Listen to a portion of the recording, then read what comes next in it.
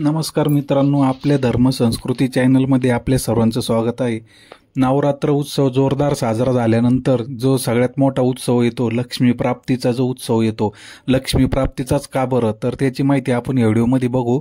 तो उत्सव म्हणजे कोजागिरी पौर्णिमा. पौर्णिमाच्या दिवशी असे पण कायम लक्ष्मी प्राप्तीची सेवा जसं सत्यनारायण आपण घरच्या घरी करत असतो, तर या कोजागिरी पौर्णिमेचं काय महत्व आहे हे आपण थोडक्यात बघू. कोजागिरी म्हणजे कोजागरती, असा जो आवाज देवतांकडून दिला जातो, म्हणजे कोण जागतंय त्याचा अपभ्रंश होऊन पुढं कोजागरतीचा कोजागिरी पौर्णिमा असं झालं.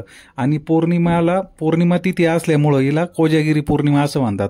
पुराणांमध्ये उल्लेख असल्याप्रमाणे स्कंद पुराणामध्ये हा उल्लेख आलेला आहे का लक्ष्मी मातेचा जन्म याच दिवशी झालेला आहे. म्हणून लक्ष्मी माता या पृथ्वीवर या दिवशी अवतरित झाल्यामुळं या दिवशी त्या आपल्या लोकांमधून, समजा विष्णू लोकांमधून त्या पृथ्वीवर खाली येत असतात. दुसरं या दिवसाचं महत्त्व अजून एक असं आहे का चंद्र हा 16 गुणांनी युक्त असा असतो, 16 कलांनी युक्त असतो आणि खगोलीय दृष्ट्या म्हणजे पृथ्वीपासून तो या दिवशी सगळ्यात जास्त जवळ असतो. तर चंद्राचं महत्त्व असं आहे की चंद्रामुळं जे औषधी जडीबुट्या आपण जे म्हणतो, जे औषधी वनस्पती यांच्यामध्ये ते औषध तयार होतं, हे चंद्राच्या प्रकाशामुळे तयार होतं. म्हणून या दिवशी दूध आटवून त्याच्यामध्ये चंद्राचा जो प्रकाश पडतो त्याच्यामुळे जे औषधरूपी जे तयार होतं औषध थोडक्यात, आणि ते आपण दूधरूपी प्राशन करायचंय आणि चंद्राला अगोदर नैवेद्य दाखवून. म्हणून या दिवशी दूध पण आटवलं जातं, कारण पृथ्वीवर चंद्र जास्त जवळ असतो आणि चंद्राचा जो तुम्हाला सांगितलं मी गुणधर्म, त्याच्यामुळेच औषध निर्मिती होती चंद्राच्या किरणांमुळं.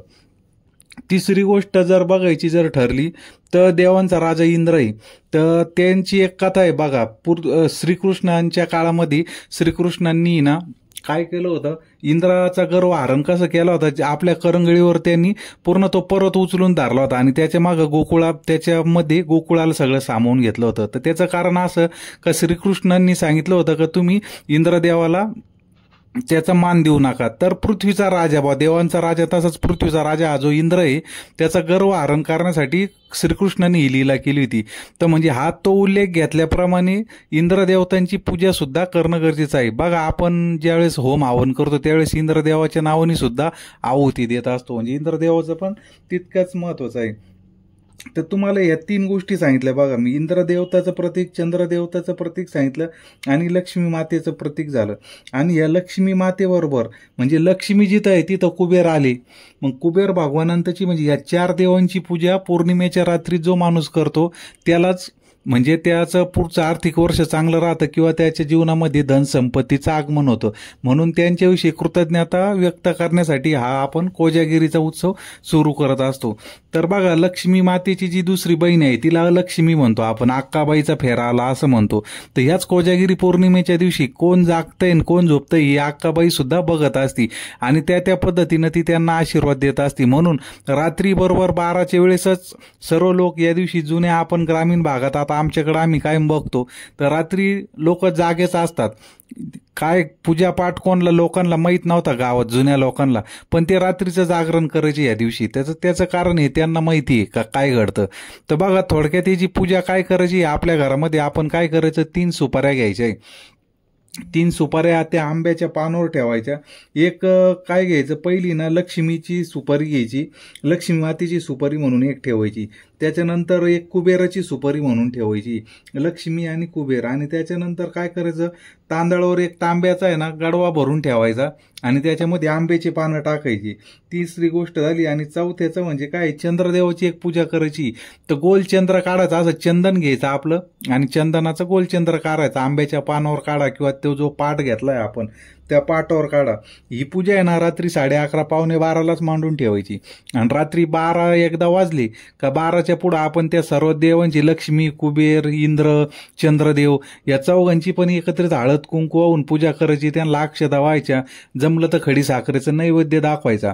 आपल्या देवाऱ्यातच ही पूजा करायची आणि देवाऱ्या घराच्या बाहेर एक पातेल्यामध्ये दूध ठेवायचं. आता दूध रात्रभर आटवलंच पाहिजे ना असं काही नाही, पण जास्तीत जास्त जेवढं चंद्राची जेवढं किरण त्याच्यात पडतील ना ते चांगलं राहतं. मग दूध थोडं आटवून देवतांना नैवेद्य दाखवायचा ना आपण घरातल्या लोकांनीच तो नैवेद्य घ्यायचा आहे, बाहेरच्यांना कोणाला द्यायचं नाही. कारण हे ऊर्जावान असतं. आपल्या घरामध्ये आपल्याला शक्ती मिळण्यासाठी किंवा आजारापासून मुक्ती मिळण्यासाठी आपण या गोष्टीचा वापर करायचा आहे.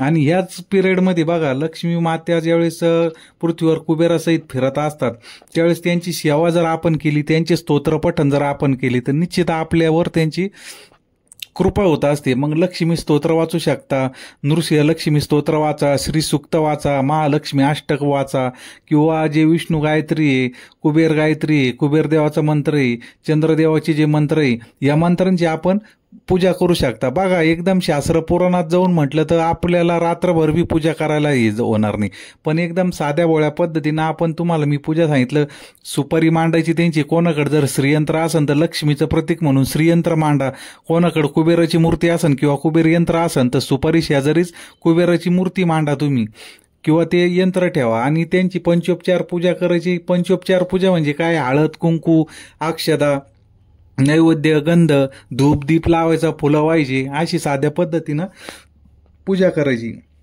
आणि हे पूजा करून लक्ष्मी प्राप्तीची मागणी करायची आणि आमचं आरोग्य चांगलं ठेवावं. इंद्रदेवतांकडे मागणी करायची की आम्हाला आयुष्यामध्ये मान सन्मान मिळू द्या.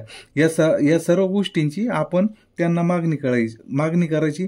आणि आपला उत्सव म्हणजे एक 30 ते 35 मिनिटाची रात्री ही पूजा करायची. आणि ज्यांना शक्य आहे त्यांनी जागायचा प्रयत्न करायचा. बघा, पौर्णिमेची रात्र म्हणजे आता पावसाळा संपत आलेला आहे, हा पावसाळ्यातला शेवटचा सण राहतो. पौर्णिमाच्या रात्री चंद्र हा पूर्ण 16 कणांनी युक्त झालेला असतो, चांदण्या पडलेला राहतात आणि एक प्रसन्न वातावरण असतं. म्हणूनच हे देवता जे असते, स्वर्गीचे जे देवता आहे ते पृथ्वीवर येत असतात, नेमकं काय चालू आहे पृथ्वी तलावर, आणि त्याचाच हा एक उत्सव असतो. म्हणून एक लक्ष्मी प्राप्तीची उत्सवाची सुरुवात म्हणून आपण या करायचं असतं. आणि ह्या सुपाऱ्या जपून ठेवायच्या पुढच्या वर्षी, किंवा जो आपण दर महिन्याला सत्यनारायण करतो त्या सत्यनारायणामध्येच या सुपाऱ्यांचा प्रयोग करायचा आणि त्याच सुपाऱ्या वापरायच्या कायम. तर बघा, तुम्हाला महत्व बी सांगितलंय आणि का पूजा करायची ते पण सांगितलं, कशी पूजा करायची ते पण सांगितलंय. थोडक्यात तुम्हाला व्हिडिओ बनवलाय, माहिती तुम्ही समजून घ्या आणि त्या पद्धतीने पूजा करा. धन्यवाद.